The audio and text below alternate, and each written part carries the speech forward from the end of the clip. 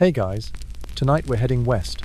Not the glorious sun-drenched west of Hollywood movies, but a different one, a place of dust, grit, and long, lonely horizons.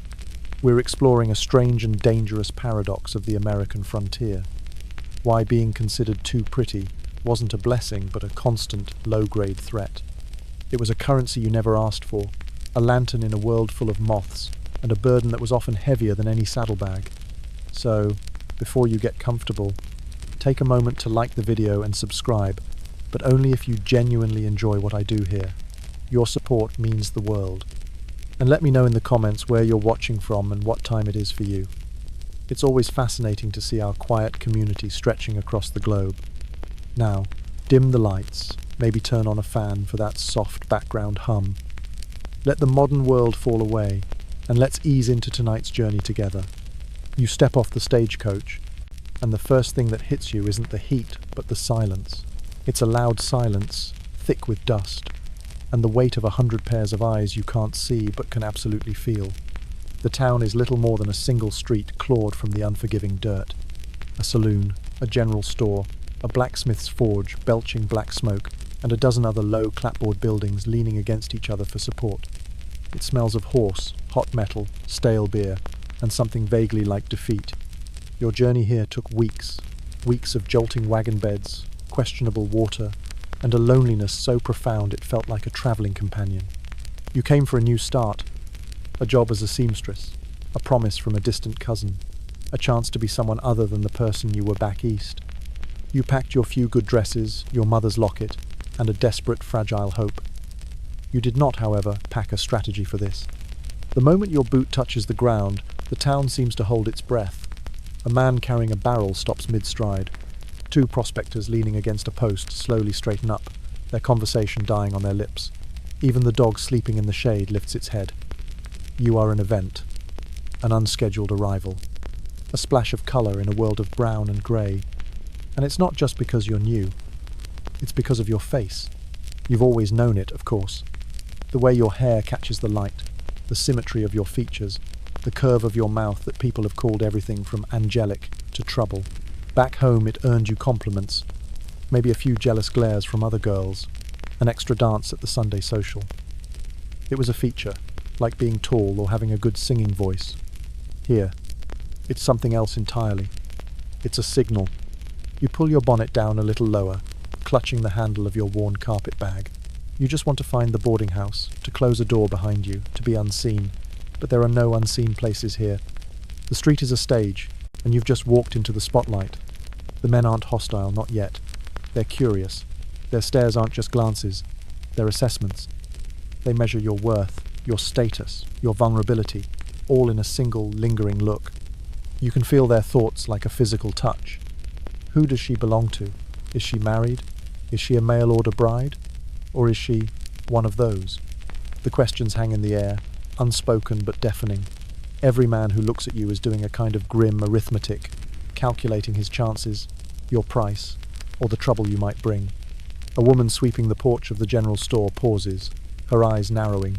Her gaze is different. It's not desire, it's appraisal. She sees you not as an opportunity, but as a complication. A new piece on a very small, very volatile chessboard. Her look says, "You'll learn." You ask a man for directions to the boarding house.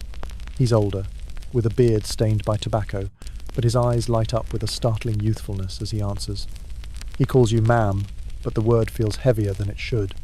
He holds your gaze a second too long, his smile a little too wide. You thank him and walk away, feeling the heat of his stare on your back long after you've turned the corner. This is your welcome. Not a handshake, not a greeting, but 100 silent assumptions projected onto you because of the way the light hits your cheekbones.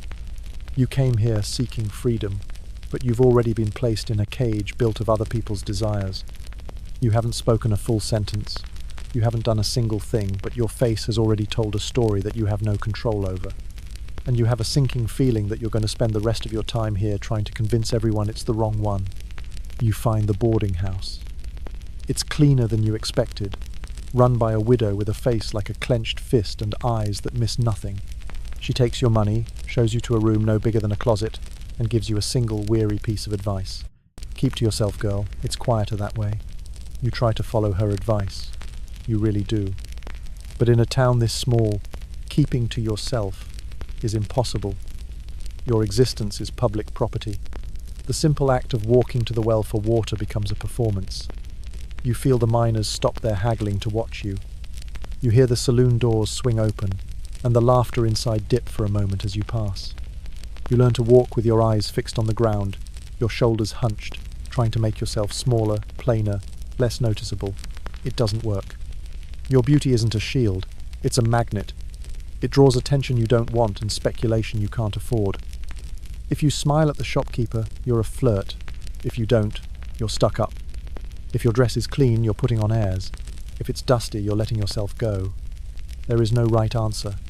Every choice you make is interpreted through the lens of your appearance. You take your sewing work to a small corner of the boarding house parlour. You focus on your stitches, the tiny, perfect movements of the needle through cloth. But you can feel the other boarders watching you. A young cattle hand who stammers when he tries to speak to you. An old prospector who just sits and stares, his eyes watery with some long-lost memory. A travelling salesman who offers you a piece of licorice with a greasy smile that makes your skin crawl. They're not all dangerous. Most are just lonely men in a world starved of softness. But their attention feels like a constant, low-grade hum of pressure. You are a reminder of what they don't have. A wife, a home, a gentle touch. And so they project their hopes, their frustrations, and their crude fantasies onto you. You cease to be a person and become a symbol. Here's a fringe fact for you. In the diaries and letters of many frontier women, they rarely spoke of grand dangers like outlaw raids or gunfights. What they wrote about most was the relentless, suffocating loneliness and the psychological burden of being one of the only women in a settlement of 100 men. They described the feeling of being perpetually on display, a rare bird in a cage, admired but never truly free. You begin to change your habits. You fetch your water at dawn when the street is empty and the shadows are long. You buy your groceries in a single hurried trip, your shopping list clutched in your hand so you don't have to linger. You avoid the main street after dusk, when the saloons spill their drunken patrons into the night like a foul tide. But the gaze follows you. One afternoon, you're mending a tear in your dress by the window in your small room. You look up and see a man standing across the street, just watching your window. He's not doing anything threatening. He's just there. He sees you notice him, and he doesn't look away. He gives a slow nod, as if you're sharing a secret. You quickly pull the thin curtain closed, your heart hammering. How long has he been there? Who is he? The questions are like stones in your stomach. You start to feel like a hunted thing. Not by a predator who wants to kill you, but by something far more complex. The collective imagination of a town full of bored, lonely men. They invent a life for you. They whisper stories. Saw her talking to the blacksmith. Wonder what that was about. Heard she got a letter from back east. Must be a secret lover. She never smiles. Must be hiding a dark past. You realize that your face, the thing that's supposed to be yours alone, has been co-opted. It has become a canvas onto which they paint their own narratives. And you, the actual person behind the face, are becoming irrelevant. The pretty girl in the boarding house isn't you anymore. She's a character in a story they're all telling each other. You see it in the way the other women in town treat you. The boarding house owner, Mrs. Gable, is stern but fair, yet she watches you with a kind of pitying dread, as if you're a lit fuse and she's just waiting for the explosion. The few other respectable women, the blacksmith's wife, the preacher's daughter, offer you polite, brittle smiles. You are a threat to their own fragile standing. Your presence reminds their husbands that there are other, perhaps prettier women in the world, so they keep their distance, isolating you further. You're too pretty to be one of them, but you're desperate not to become one of them, the painted ladies in the saloon. You are trapped in a social no-man's land. One night, you can't sleep. The air in your room feels thick and used. You stare at the ceiling and feel the weight of all those eyes, all those assumptions. You wonder if it's possible to become so used to being watched that you forget what it feels like to be alone. The quiet hum of being an object of speculation is the new silence. And in that silence, you start to wonder if the widow was right. Maybe the only way to survive here is to become so quiet, so still, that they eventually forget you exist. But you look at your own reflection in the small, cracked mirror on your wall, and you know they never will. There are two kinds of buildings in this town that never seem to sleep: the church and the saloon. And you get the distinct feeling that one exists primarily because of the other. The church is a small, whitewashed building at the edge of town, promising salvation on Sundays. The saloon, however, sits right in the heart of the street, promising oblivion every single night. It's loud, it's brightly lit, and its swinging doors seem to exhale a constant sigh of whiskey, sawdust, and regret. You have no reason to ever go inside. Your life is here, in the quiet corners of the boarding house, at the general store, by the well. The saloon is another world, a world of men. But that world doesn't stay behind its doors. It spills out, and its attention is drawn to you like a compass needle to true north. Every time you walk past, the music, a tinny, out-of-tune piano, seems to falter. The roar of laughter subsides for a beat. The doors swing open, and a man will stumble out, blinking in the daylight, his eyes finding you instantly. He might tip his hat. He might grin a yellow-toothed grin. He might just stare, his thoughts loud and unfiltered. You learn to time your walks to avoid the peak hours, but it's no use. The saloon is the town's gravity, and you are an object caught in its orbit. One evening, a message arrives for you. A young boy, barely 10, shoves a crumpled note into your hand and runs off before you can ask who sent it. The handwriting is a clumsy scrawl. It's an invitation. Not a polite one, more of a summons. A man named Blackett, a cattle baron with a reputation for getting what he wants, has heard about the new flower in town and requests your presence at the saloon for a drink. "My treat," the note says. Your blood runs cold. It's not a question, it's a test. If you go, you're signaling that you're available, that you're the kind of woman who enters a saloon, and you'll be marked as such forever. If you refuse, you risk offending a powerful man in a town where power is the only law that matters. You see the dilemma laid out before you, a perfect, elegant trap. You send no reply. You lock your door, push a chair against it, and spend the night listening to every footstep in the hall, every shout from the street. The piano from the saloon sounds louder tonight, almost mocking. The next day, the atmosphere has shifted. The stares are no longer just curious. They're questioning, edged with suspicion. You ignored Blackett. The whole town knows it. Now they're all waiting to see what happens next. A quirky fact about the Old West. The saloon was a deeply male space, but it wasn't just for drinking. It was the town hall, the bank, the post office, and the courtroom, all rolled into one. Deals were made, claims were fought over, and reputations were forged and shattered over a poker table. A woman entering that space, unless she was employed there, was making a powerful and dangerous statement. She was stepping out of the domestic sphere and into the chaotic, violent world of men. You try to go about your day. You need thread from the general store. As you step inside, the usual small group of men loitering by the stove goes quiet. The store owner, a man who had previously been kind to you, suddenly can't quite meet your eyes. He serves you quickly, his movements stiff. You feel like you've been branded with a crime you didn't commit. As you leave, one of the men speaks, his voice low and syrupy. "Too good for a drink with Mr. Blackett, are we?" You don't answer. You walk faster, your face burning. His laughter follows you down the street. It's a cruel, knowing sound. The danger of the saloon isn't just about what happens inside it. It's about the culture. It represents a culture of entitlement, where a woman's refusal is seen not as a right, but as an insult.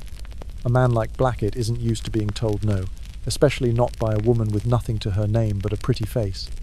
Later that week, you learn what that can mean. Your work dries up. The few women who were giving you sewing jobs suddenly have no more mending to be done.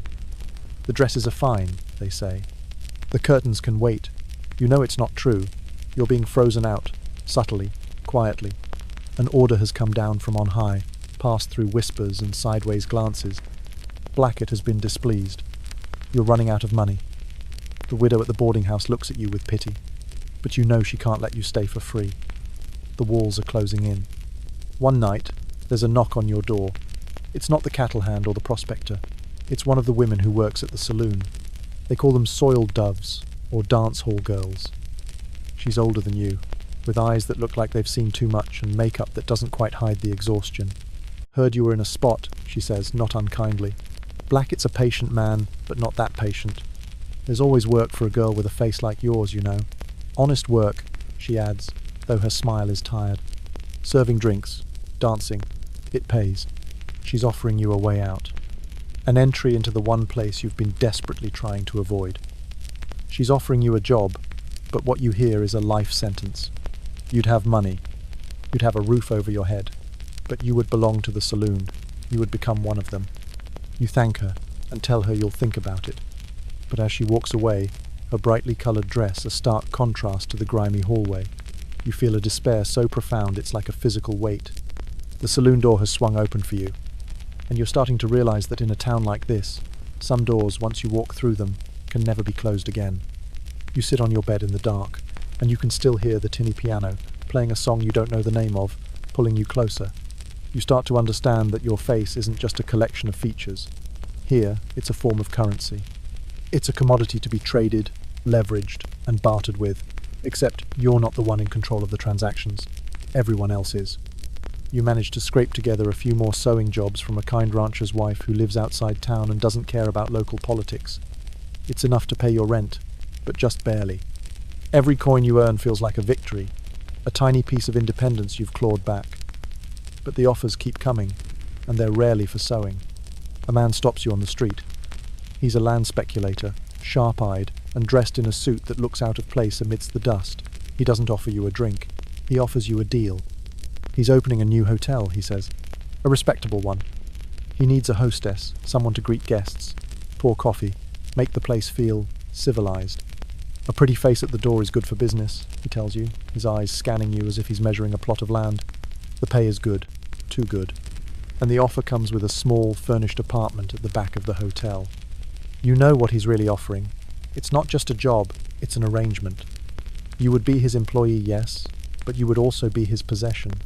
Your presence, your beauty, would be part of the hotel's appeal, another asset for him to own.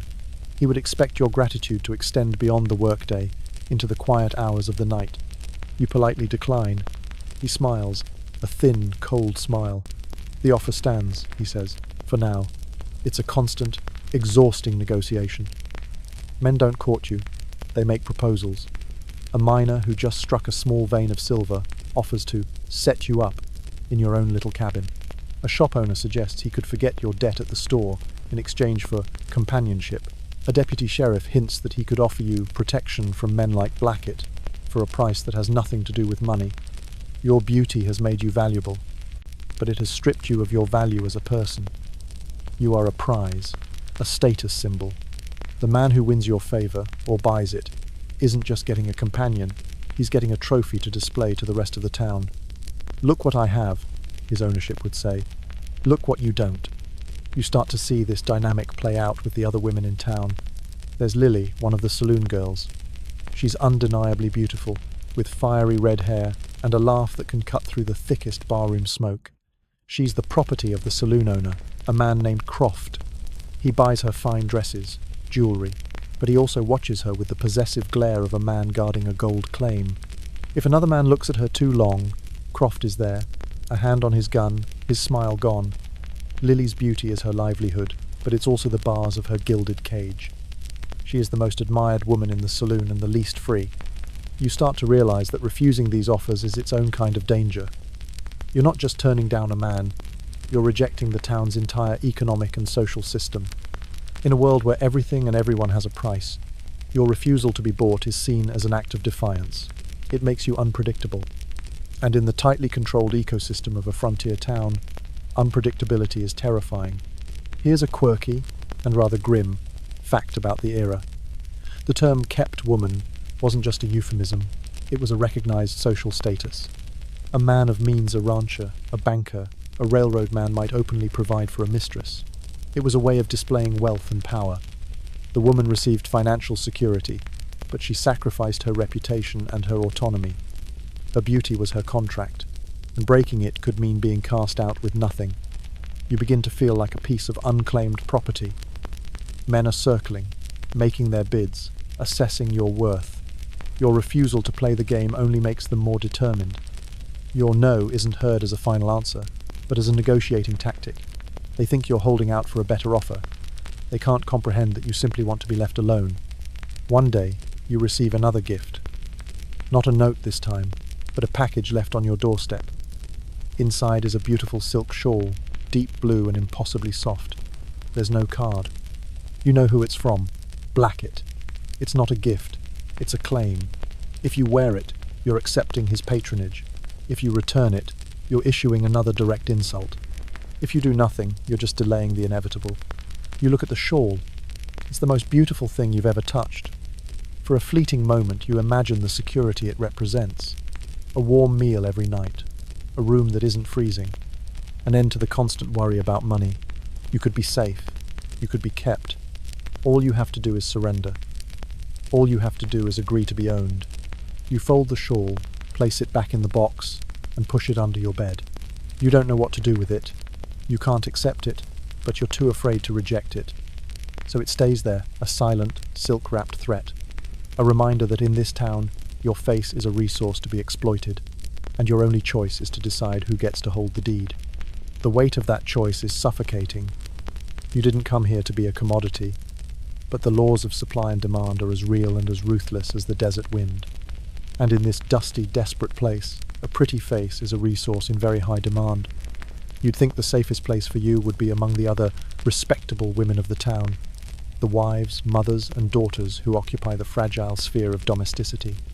They run the church bake sales, they quilt in circles, they trade recipes for sourdough starter. They are the moral backbone of this chaotic settlement, and you want nothing more than to be accepted as one of them.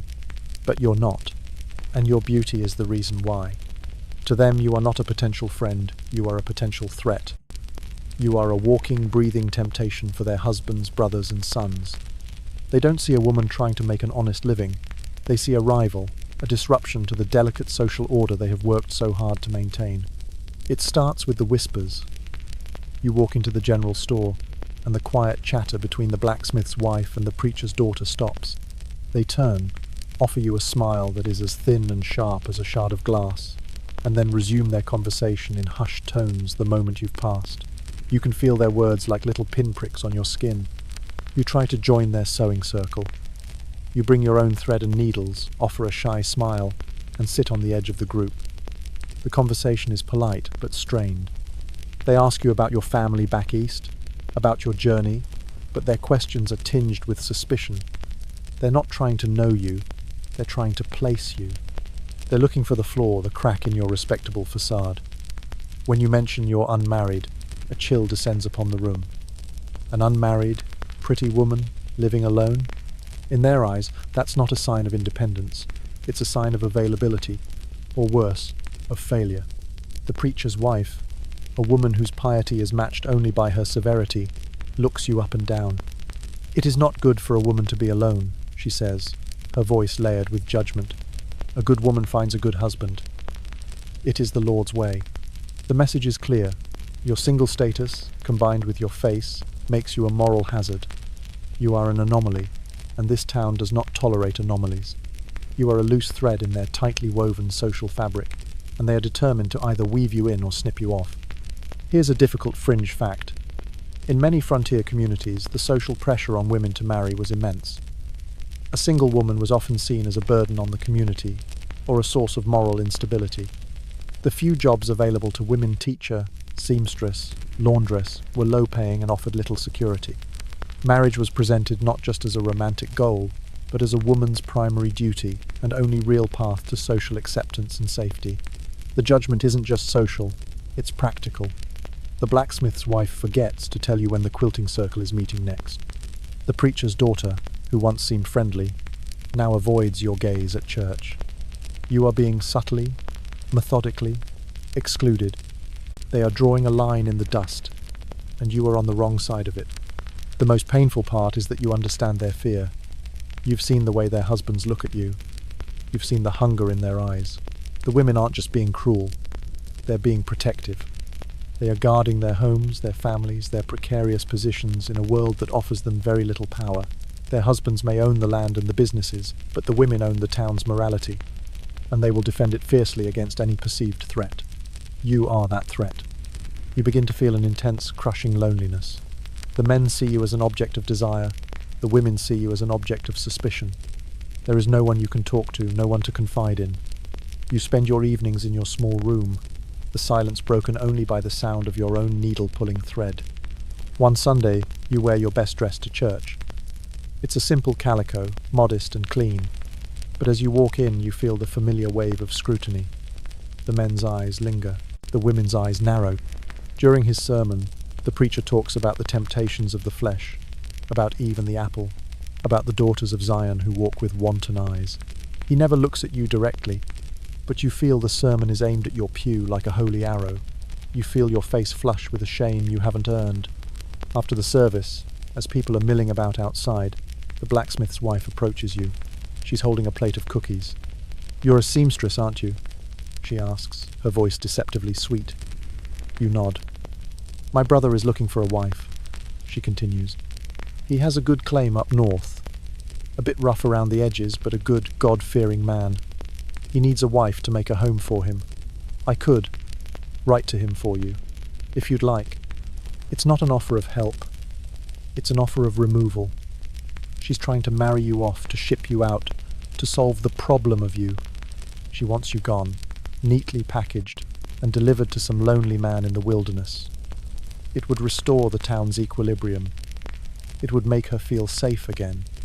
You look at her hard, worried eyes, and you see the truth of your situation. You will never be one of them. You will always be the outsider, the beautiful stranger, the source of anxiety. As long as you are here, unmarried and unowned, you are a danger to their peace of mind.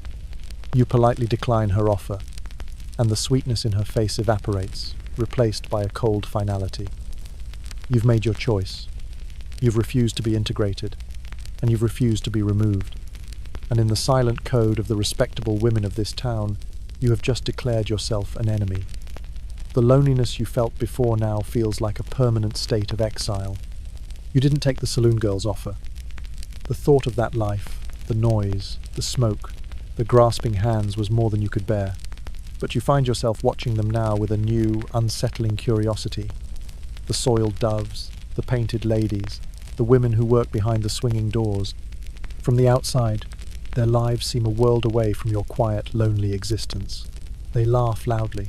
They wear bright, provocative dresses. They are the vibrant, scandalous heart of the town's nightlife. And for them, beauty is not a burden. It is a tool of the trade, an absolute necessity. The prettier the girl, the more drinks she can sell, the more men will clamour for a dance, the more money she can make in an hour than you make in a week of painstaking needlework. In this brutal frontier economy, their faces are their fortune. You watch Lily, the saloon's star attraction. She moves through the crowded room with a practiced grace, her smile a brilliant, weaponized thing. She can coax a sack of gold dust from a lonely miner with a well-timed laugh and a hand on his arm. She can diffuse a drunken brawl with a witty retort. Her beauty gives her a strange, intoxicating power. Men who would bully and brawl with each other become stammering schoolboys in her presence. They bring her gifts, a gold nugget, a bottle of fine perfume, a stolen feather from a rare bird. They are buying moments of her attention, slivers of a fantasy she is paid to sell. But you start to notice the cage that surrounds this gilded life. Lily's beauty may give her power over the customers, but it makes her the absolute property of the saloon owner, Croft. He watches her with a hawk's intensity. Her dresses are chosen by him. Her earnings are collected by him. Her freedom is an illusion. One night, a wealthy rancher, drunk and emboldened, offers to buy Lily from Croft. Not for a night, but for good. He wants to take her away, set her up in a fancy house in the next town over. He slaps a bag of coins on the bar. The saloon goes quiet. Croft just laughs, a low, ugly sound. He slides the coins back. "She's not for sale," he says, his hand resting on the pistol at his hip. The message is clear. Lily is an asset, and he doesn't liquidate his most valuable ones. Lily, who had been watching with a flicker of something you thought might be hope, lets her smile fall back into place. It's a mask, you realize. Perfect, beautiful, and utterly empty. Here's a grim fringe fact. While some women in the sporting world of the Old West were independent, many were effectively indentured servants. They were often in debt to the saloon or brothel owner for their clothing, board, and fines for infractions. Their beauty, which drew them into the life, became the very thing that trapped them in it. The more desirable they were, the more their owners were unwilling to let them go. You see the danger escalate. For a woman like Lily, a pretty face doesn't just attract admirers, it attracts obsession. Men become possessive of her, even those who have no claim. Fights break out over who gets the next dance with her. A miner who believes she smiled at him too kindly one night follows her, convinced they have a special connection. Croft has to have him thrown out, and the man is later found beaten in an alley. Her beauty also breeds a venomous jealousy among the other girls. They work alongside her, share the same smoky air, but there is a brutal hierarchy. Lily gets the best customers, the finest dresses, the illusion of prestige. The other, plainer girls get the leftovers. You see them watching her with a mixture of awe and raw hatred. They might sabotage her dress, spread a vicious rumor, or try to steal a wealthy patron. In this world, another woman's beauty isn't something to be admired. It's competition. It's a threat to your own survival. One afternoon you see Lily outside the saloon, in the harsh light of day. Without the soft lantern glow and the haze of smoke, she looks different, younger, and so incredibly tired. The vibrant paint on her face looks like a brittle mask, and there are faint bruises on her arm, barely hidden by her sleeve. She catches you looking, and her face hardens into the familiar, defiant smile. But for a second, you saw the person behind the performance, the prisoner in the gilded cage. You realize that her situation and yours are two sides of the same debased coin.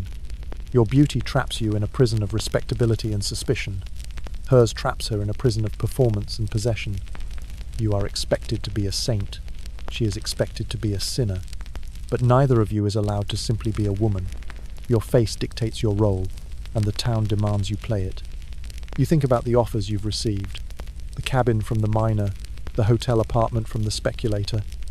It would have been a life like Lily's, just with a different owner. A cage with only one man holding the key. You shudder. The loneliness of your small room suddenly feels less like a prison and more like a fortress. It is the one place where you are not being appraised, not being valued, not being sold. That evening, the music from the saloon seems to have a different sound. It's not just joyful or chaotic. It's frantic, desperate. You look out your window and see the lanterns glowing, casting long, dancing shadows on the street. You think of Lily inside, smiling her perfect smile, her eyes empty, her bruises hidden by silk. You are on the outside, looking in. She is on the inside, unable to look out. And you wonder, in this dusty, heartless town, who is really the more trapped. Weeks turn into a month, then 2.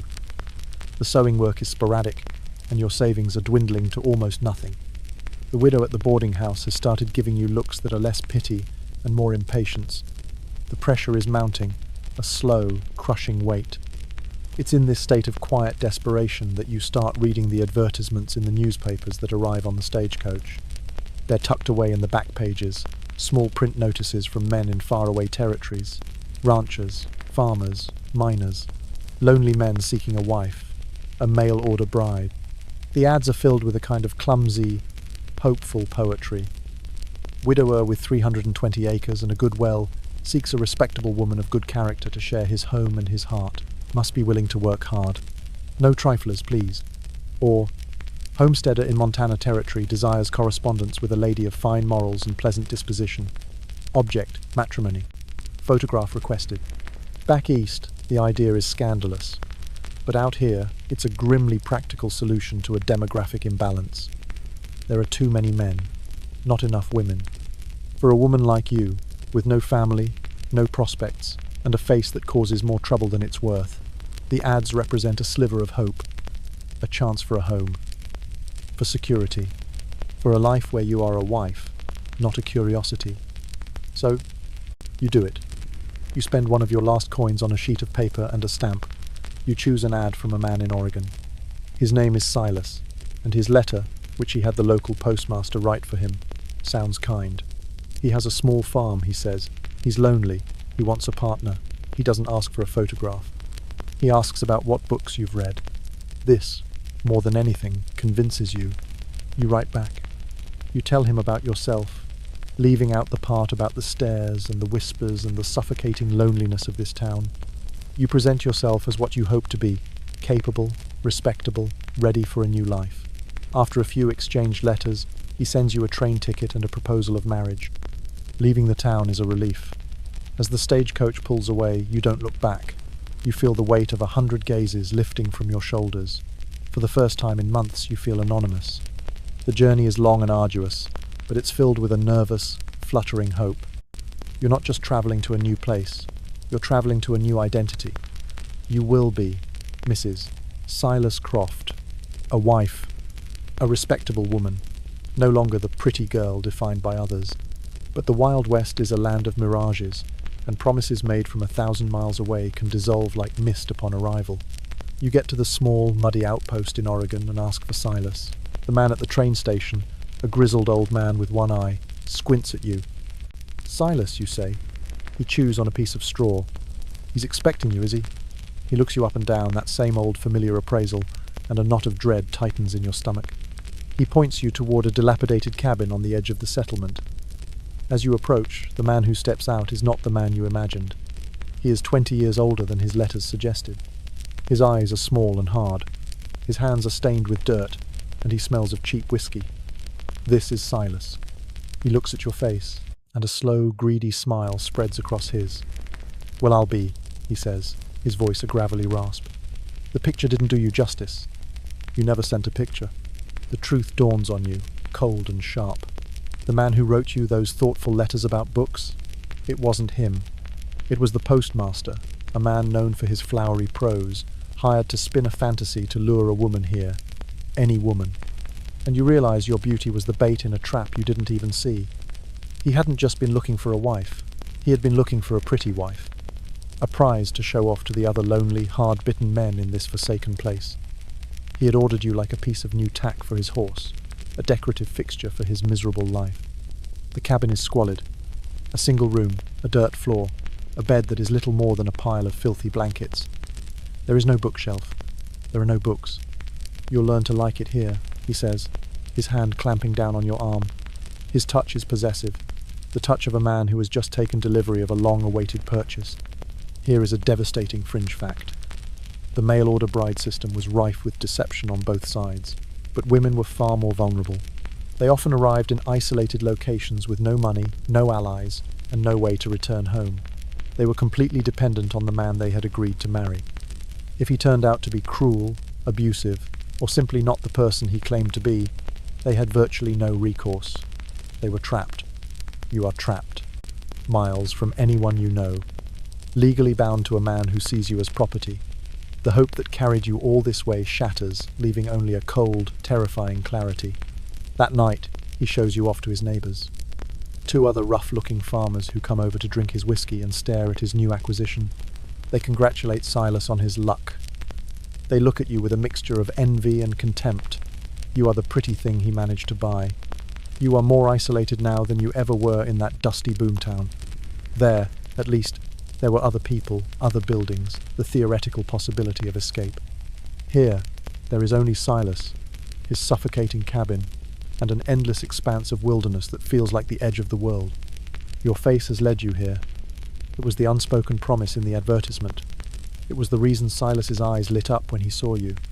It is the reason he now watches you constantly, his gaze a mixture of pride and paranoia, terrified that someone else will try to take his prized possession away. You spend your days doing back-breaking work on the farm. You cook, you clean, you mend. You do everything a wife is supposed to do. But you are not a partner, you are a servant. And at night, you lie in the dark, listening to his snores, feeling like a ghost haunting someone else's life. You thought marriage would be your salvation, a shield against the dangers of being a beautiful woman alone. Instead, it has become the most perfect cage of all. You endure the life with Silas for months. Each day is a study in quiet desperation. You learn to make yourself small, to speak only when spoken to anticipate his moods like a nervous animal watching the weather. You learn the geography of his temper, the things that will set him off, and the fragile, temporary nature of his good humour. Your beauty, the very thing he desired, is now a source of constant conflict. If another man so much as glances at you when you go into the settlement for supplies, Silas grows sullen and suspicious.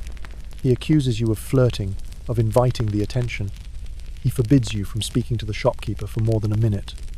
Your face, which was once his pride, has become his obsession, a treasure he must guard with a jealous, suffocating vigilance. One evening, his jealousy boils over into violence. An argument over a missing button on his shirt escalates. He grabs you, his fingers digging into your arms like talons. He shoves you against the rough-hewn wall of the cabin. For the first time, you are truly afraid for your life. You manage to break free and run, not just out of the cabin, but away, into the cold, dark night, with nothing but the thin dress on your back.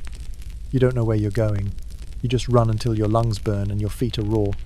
By morning, you stumble back into the small settlement, exhausted, terrified, and bruised.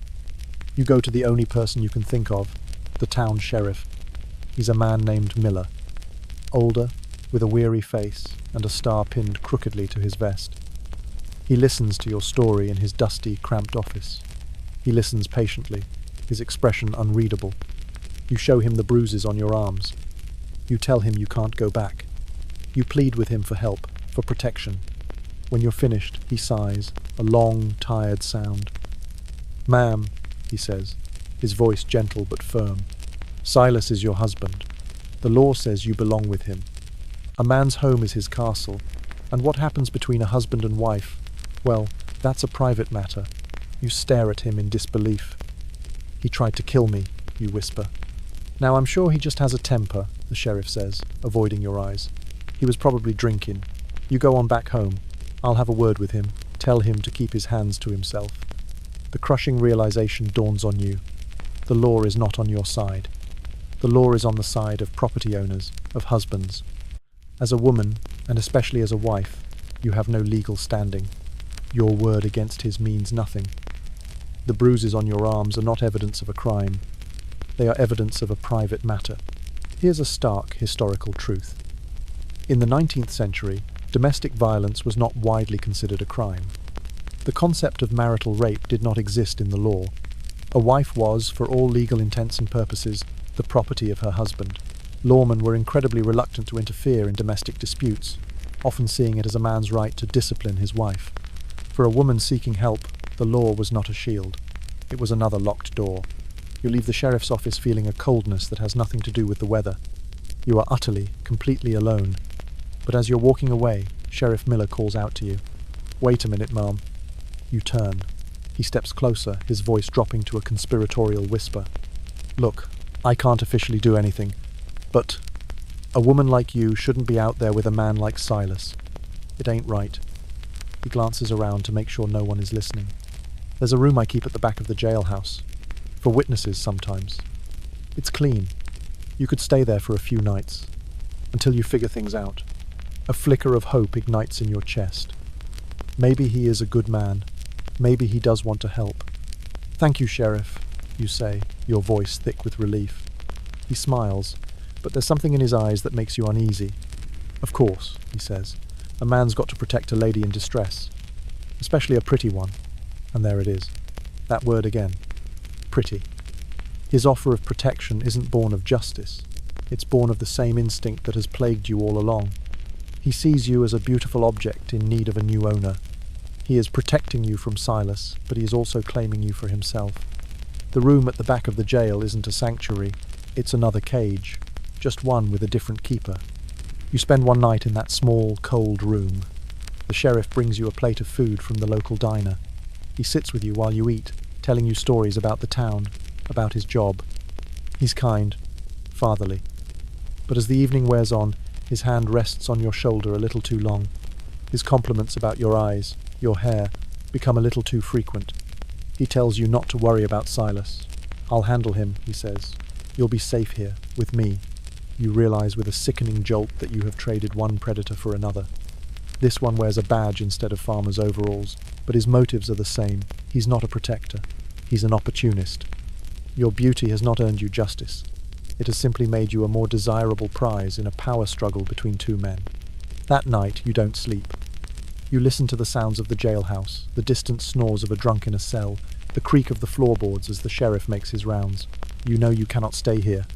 Before dawn, you slip out. You don't take anything. You just walk away from the town, from Silas, from the sheriff. You melt into the grey landscape, a ghost leaving a town of ghosts. You have no money, no destination, and no allies. But for the first time in a very long time, you are not being watched. You are not anyone's property. The law didn't save you. It was just another man with a key. And you've learned a bitter lesson. In a world where your face is your only asset, justice is just the highest bidder. And you can't afford the price. You walk for what feels like days, following the railroad tracks, sleeping in abandoned sheds, and eating whatever you can forage or beg. You eventually find your way to a larger, more established town. A real city, with brick buildings, a proper hotel, and even a small library. Here, you hope, you can finally disappear. You can become one of many, a face in the crowd, no longer a spectacle. You find work as a laundress, a grueling, anonymous job of steam, lie, and other people's grime. You rent a small room in a boarding house for working women. You keep your head down. You speak to no one. You dress in the plainest, darkest clothes you can find.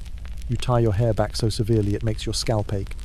You are trying, with every fibre of your being, to erase the very thing that has caused you so much pain, your beauty. You are trying to become invisible. For a while, it works. The work is hard, but it's honest. The anonymity is a balm to your frayed nerves, but you can't erase your face. And even in a larger town, a woman of striking appearance does not go unnoticed for long. The danger this time comes not from lonely miners or lecherous cattle barons, but from a source you never expected. Other women. And their weapon isn't threats or propositions, it's something far more insidious. It's jealousy, dressed up as piety. The first hint of trouble comes from the church quilting circle, which you've cautiously begun to attend, hoping for a sliver of community. The women are polite at first, but you notice the way they watch you when the town's more eligible bachelors, the young doctor, the banker's son, happen to speak to you after the Sunday service. Their smiles tighten, their needles move a little faster. A woman named Mrs. Prentice, the wife of the town's most successful merchant, takes a particular disliking to you. She is a pillar of the community, a woman whose influence is felt everywhere. She is also plain, severe, and deeply resentful of anyone who possesses the one thing she lacks: beauty. She doesn't confront you directly. Her methods are more subtle. She begins to spread rumors. Quiet, poisonous whispers that spread through the town like a slow fever. Did you hear about the new laundress? They say she came from a town out west. Left in a hurry. I wonder why. She keeps to herself, doesn't she? A bit too quiet. Proud, I think. A woman with a past, no doubt. Mr. Prentice said he saw her talking to the young doctor. She has her eye on him, you mark my words. A woman like that is always looking for an opportunity. The rumours are baseless, of course, but they are effective. Soon, the other women in the quilting circle become distant. The landlady of your boarding house starts giving you suspicious looks. You feel the familiar chill of exclusion, but this time it's colder, because it's wielded by the very people you thought might be your allies. Here's a poignant fringe fact. The social world of 19th century women, especially in towns striving for respectability, was intensely competitive and often cruel. A woman's reputation was her most valuable asset, and it was policed not just by men but by other women. Beauty could be seen as an unfair advantage, a form of cheating in the high-stakes game of securing a good husband and a stable social position. A beautiful newcomer was often treated with deep suspicion, her every action scrutinized for signs of moral laxity. The situation comes to a head when the church decides to hire a new schoolteacher. You apply for the position. You're educated. You love books. It would be a chance to finally have a life of the mind, to be valued for something other than your face. You are, by all accounts, the most qualified candidate. But Mrs. Prentice is on the hiring committee. During your interview, she doesn't ask about your teaching philosophy or your knowledge of literature. She asks about your family. She asks why you travel alone. She asks if you think it's seemly for an unmarried woman of your appearance to be in charge of impressionable children. Her questions are couched in the language of moral concern, but her intent is clear. She is painting you as a temptress, a Jezebel, a danger to the town's moral fabric. Your beauty, in her eyes, is proof of your untrustworthiness. You don't get the job. It goes to a plainer, less qualified woman, a cousin of Mrs. Prentice. The defeat is crushing, not because you wanted the job so badly, but because of the injustice of it. You have done everything right. You have worked hard, lived quietly, and sought a respectable life. And you have been judged and found wanting, not for any action you've taken, but for the shape of your face. You have been punished for a crime you didn't commit. and your judge, jury, and executioner was another woman. The venom of the virtuous, you realize, can be more deadly than any outlaw's bullet. A man's desire is a straightforward threat. You can see it, you can avoid it. But a woman's jealousy is a quiet poison. It works in the shadows, through whispers and insinuations, until your reputation is in tatters and you are left completely isolated. You are no longer just an outsider. You are a pariah. The women of the town have closed ranks against you. They see you as a threat to their stability, a symbol of the dangerous, chaotic passions that they have so carefully suppressed in their own lives and in their town. Your face is a mirror reflecting their own insecurities, and they are desperate to shatter it. You continue your work as a laundress, your hands raw from the lie, your heart heavy with a loneliness that is now absolute. You have escaped the physical cage of Silas, only to find yourself in an invisible one, built of gossip and fear. And you start to wonder if there is any place in this world where your face will not be a curse. Just when you think you've reached the lowest point, when the loneliness and social exile feel like a permanent shroud, your life takes another violent turn. The world of the Wild West, you are learning, always has another layer of danger waiting beneath the surface. It begins with a name whispered in hushed, fearful tones throughout the town: Jedediah Kane. He's an outlaw, the leader of a small, vicious gang that's been terrorizing the territory for months. They rob stagecoaches, raid isolated homesteads, and have a reputation for a particular kind of cruelty that leaves even hardened lawmen pale. Kane is not a romantic figure. He is a predator, a man who takes what he wants simply because he can. And one day, he rides into town. Not for a robbery, but for supplies. He and his men swagger down the main street, their spurs ringing on the boardwalk, their eyes cold and empty. The town holds its breath. The sheriff is conveniently out on patrol. The townsfolk lock their doors and pray the trouble will pass. You are at the mercantile, buying flour, your head down, trying to be invisible as always. But as Kane and his men enter, a hush falls over the store. And you feel it again, that familiar heavy gaze. But this one is different. It's not the curious stare of a lonely miner, or the possessive glare of a cattle baron. This is the look of a wolf that has just spotted its prey. It's Jedediah Kane.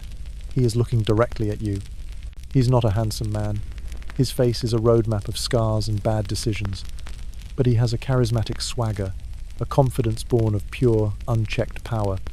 He walks over to you, his men flanking him, grinning. "Well now," Kane says, his voice a low drawl. "What have we here?" "A desert rose blooming in all this dust." He circles you slowly, like an appraiser examining a prize horse. The other people in the store freeze, terrified to move, to speak, to even breathe. You stand your ground, your heart a cold stone in your chest. You do not speak. You do not look at him. "She's a quiet one," one of his men snickers. "The quiet ones are always the most interesting," Kane replies, his eyes never leaving your face. He reaches out and touches a stray strand of your hair. You flinch, but you don't pull away. You know that any sudden movement, any sign of defiance, could be fatal. He smiles. "I'll be back for you, Rose," he whispers, his breath smelling of whiskey and dust. Then, as quickly as they arrived, he and his men are gone, leaving a trail of fear and silence in their wake. The town breathes again. But for you, the air has become thick with a new, more terrifying dread. You have been noticed. You have been claimed. Not by a farmer or a sheriff, but by a man who lives outside all laws, all rules, all semblance of society. From that day on, you live in a state of constant, low-grade terror. You know he will come back. It's not a question of if, but when. Your beauty, which has already been a source of so much trouble, has now attracted the most dangerous kind of attention possible. To a man like Kane, you are not a person, you are the ultimate prize. Taking you would be the ultimate act of defiance against the civilized world he despises. You are a symbol of everything he cannot have through legitimate means, and so he will take you by force. A quirky and deeply disturbing historical detail. Outlaw gangs in the West were known to kidnap women, sometimes for ransom, but often to be kept as outlaw queens or camp followers. These women lived a brutal, precarious existence, subject to the whims of violent men and constantly on the move. For a woman to be taken by an outlaw gang was often considered a fate worse than death. She was not only physically captive, but also socially ruined forever. The town that once shunned you now looks at you with a mixture of fear and a strange, morbid pity. You are marked. You are Cain's intended victim. And in a way, your danger makes them feel safer. As long as he is focused on you, he is not focused on them. You have become a lightning rod for the town's fear. You contemplate running again, but where would you go? Cain's reach is long, and you are a woman alone with no resources. The sheriff offers you no protection. In fact, he seems to be avoiding you, as if your bad luck is contagious. The waiting is a form of torture. Every night, you lie awake, listening for the sound of hoofbeats. Every shadow seems to hold a threat. Your small room, once a sanctuary, now feels like a trap. The end comes on a moonless night. You are woken not by a sound, but by a presence. The door to your room splinters open. 2 of Cain's men stand there, their faces masked by bandanas. Before you can scream, a rough hand clamps over your mouth. You are dragged from your bed, a sack thrown over your head, and carried out into the night. You don't fight. You know it's useless. The town is silent. No one comes to help. No lights come on in the windows. They are all listening, hiding, relieved that the trouble has finally come and gone, and that you were the one to pay the price. You are thrown over a saddle like a sack of flour. The horse gallops away from the town, away from everything you know, carrying you deeper into the lawless heart of the wilderness. The last thing you hear is the faint, triumphant laughter of Jedediah Cain, a man who has just collected his prize. Your beauty has not just been a burden, it has been your undoing. It has led you from the quiet judgment of a small town to the absolute, brutal possession of an outlaw. You are no longer just an object of desire. You are spoils of war, in a battle you never even knew you were fighting. You spend weeks, maybe months, with Cain's gang.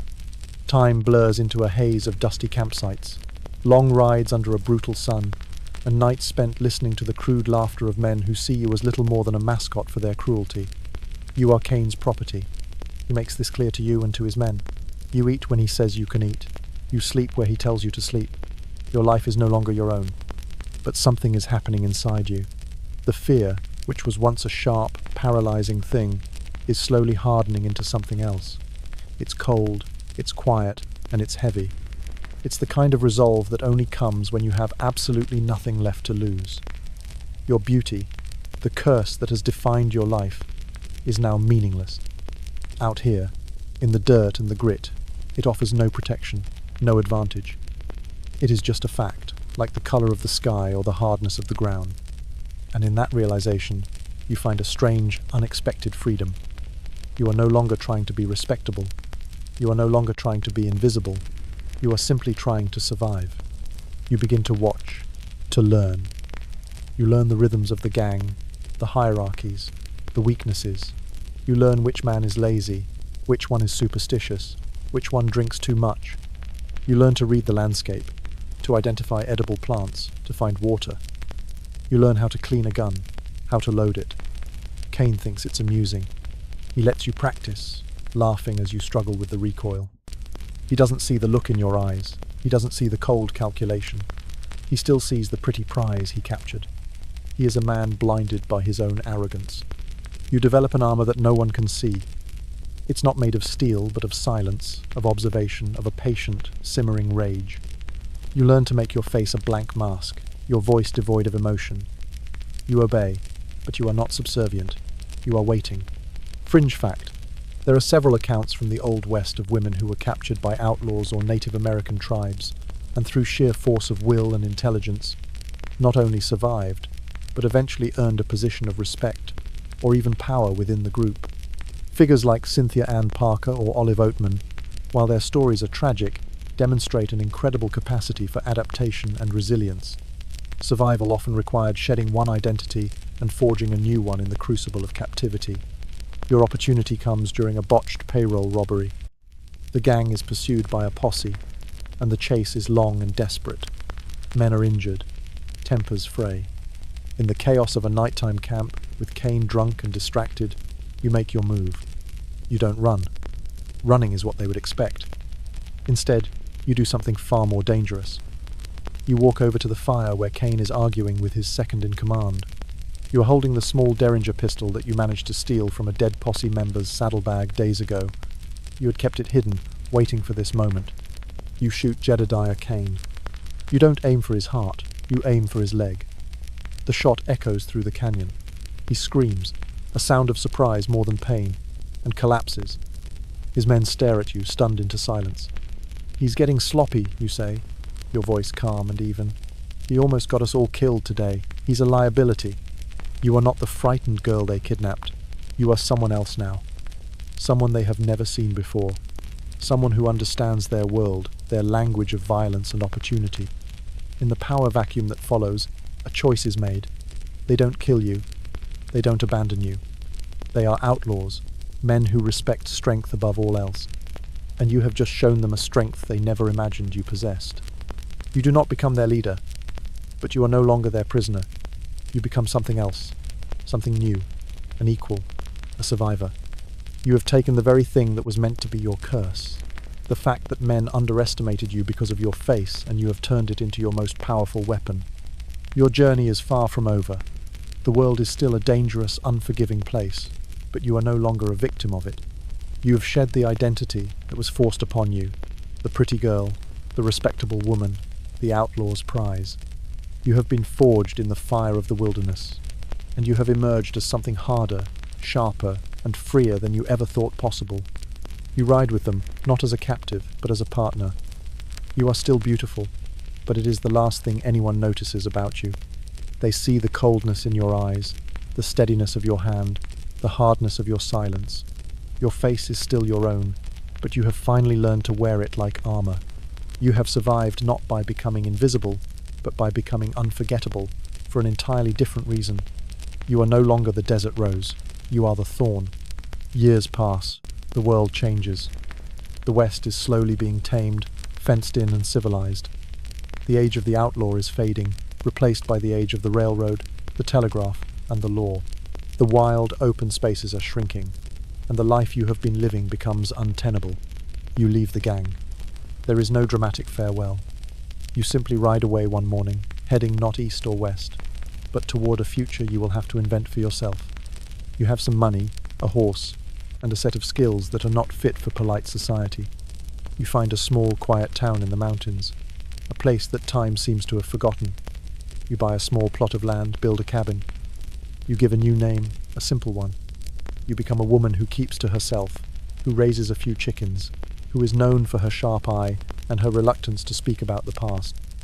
The townspeople are curious about you, of course, but you are no longer the frightened girl who flinches under their gaze. You have a stillness about you now, a self-possession that discourages questions. Your beauty is still there, but it's weathered, etched with the lines of hardship and memory. It is no longer a soft, inviting thing. It is a testament to survival. Sometimes, when you look in the mirror, you see the ghosts of all the women you were forced to be. The hopeful girl stepping off the stagecoach, the lonely seamstress in her tiny room, the terrified mail-order bride, the outlaw's captive. They are all there, in the shadows behind your eyes. You have scars that no one can see. The memory of hunger, of fear, of a loneliness so profound it felt like a physical illness. The knowledge of how quickly civilization can peel away, revealing the raw, brutal instincts beneath. The understanding that the line between a respectable man and a predator is often terrifyingly thin. But you also carry the lessons. You learn that strength is not about noise and bluster, but about patience and observation. You learn that survival is not about avoiding danger, but about meeting it on your own terms. You learn that your greatest weakness, the way the world saw you, could be turned into your greatest strength. You live a quiet life. You find a strange, hard-won peace in the solitude of the mountains. You are no longer defined by the gaze of others. You are defined by the work of your own hands, by the solidity of the cabin you built, by the silence you have earned. One day, a young traveller passes through, a woman travelling alone, much like you once were. She has that same look in her eyes, a mixture of hope and fear, and she has a face that makes people stop and stare. You see the men in the small town turn to watch her, their expressions a familiar mixture of curiosity and speculation. You see her flinch, pull her bonnet lower, and hurry on her way. That evening you find her at the edge of your property, looking lost. You don't offer her pity, you don't offer her warnings. You simply invite her in for a hot meal. As you sit by the fire, you don't tell her your story, But you talk to her. You ask her where she is going, what she is hoping for. You listen. You treat her not as a pretty face, but as a person. And in her grateful, surprised eyes, you see a reflection of your own long, hard journey. You have not escaped the curse of your face, but you have learned to live with it. You have learned that the most dangerous traps are the ones we allow others to build around us. And the only true freedom is the one we claim for ourselves, in the quiet moments when we look in the mirror and see not the object of someone else's story, but the author of our own. Your face may have been the beginning of your story, the thing that set you on a path of danger and despair, but it was not the end. The end is this: a quiet cabin, a warm fire, and the hard-earned wisdom that a woman's worth is not measured by the beauty of her face, but by the strength of her will to survive. And as you drift now into sleep, let the fire burn low. The ghosts of the past are quiet tonight. The West is slowly growing old, and so are you. But you are here. You are whole. You are free. And that, in a world that tried so hard to own you, is the only victory that matters. Good night.